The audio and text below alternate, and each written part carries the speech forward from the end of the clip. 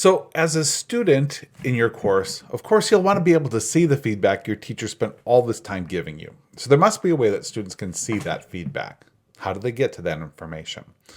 Well, I'm going to jump over to a student view here on my Mac simply because I want to be able to show you the teacher side in just a moment. But if I'm a student in the course, really the only way that I can get feedback if the teacher doesn't take the additional step is I can come back to the assignment, click on the assignment,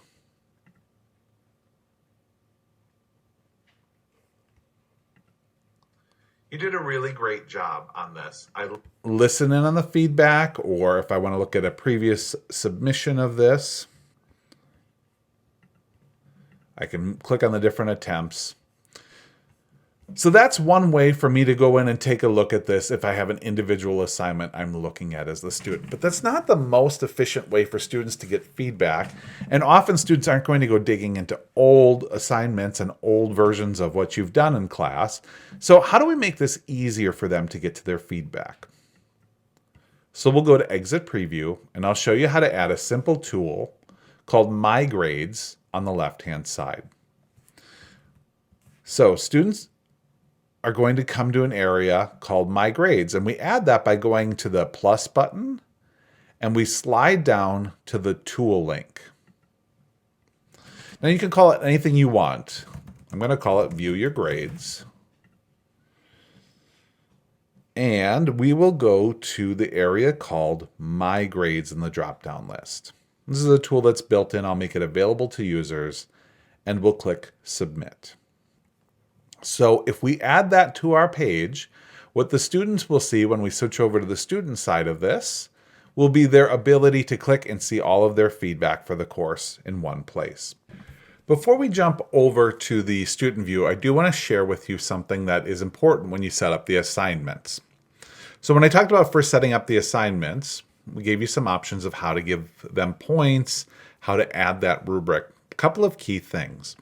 If you want your students to see the rubrics, you're going to need to change this. So after you've selected the rubrics, you can select No, and the students won't be able to see the rubrics.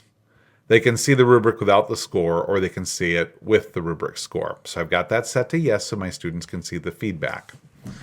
Then the question is, which one do you want them to see feedback on? Because they won't see feedback on all of them unless they go into the specific assignment. So we're going to go into that My Grades area in just a moment, and they're going to see whatever you've set here. So I have it set to whatever I gave them the highest grade on, or the last graded attempt, or the first graded attempt, or the average of those graded attempts. I'm going to set it to the highest grade because that's how I'd like to have it set for my students.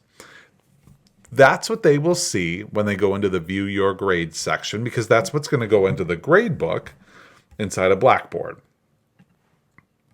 Let's do one more thing for our test student here. So I'm going to go into the assignments area. I'm going to take a look at that last attempt again, and I am going to give them feedback on this using the rubric again. So, great. Because this will be the attempt they'll see in there. I want to make sure they get specific feedback on this. Now, most of the time you won't have a student giving you 6 attempts. But if you do, you have to think about what's the highest scored one, and that's really the one you want to give them the most detailed feedback on for viewing at the end of grading for them on that particular item.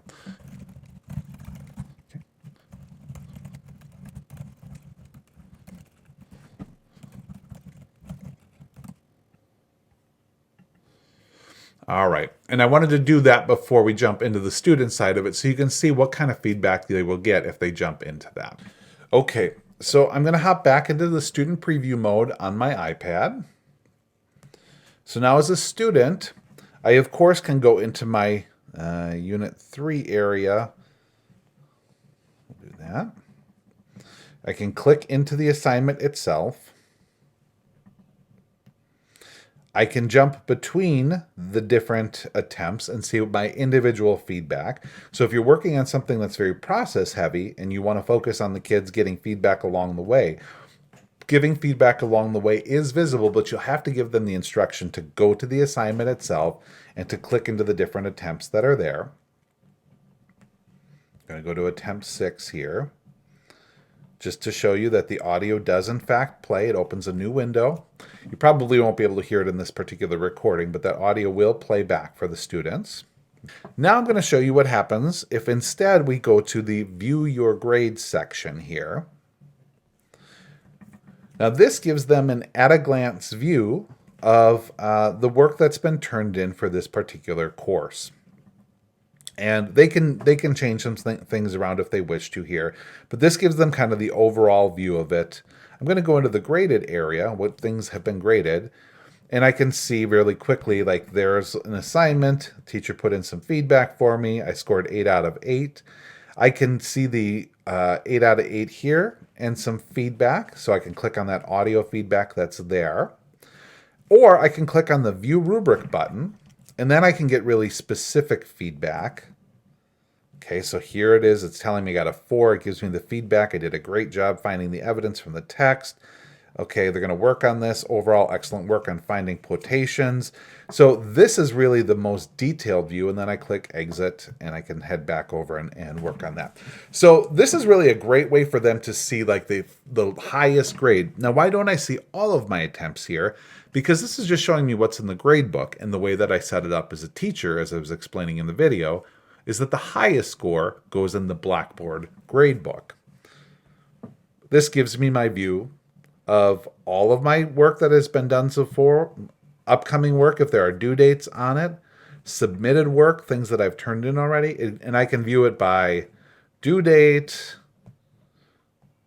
the last thing that I've had activity on, right? So I can make some changes as a student to see things all in one place.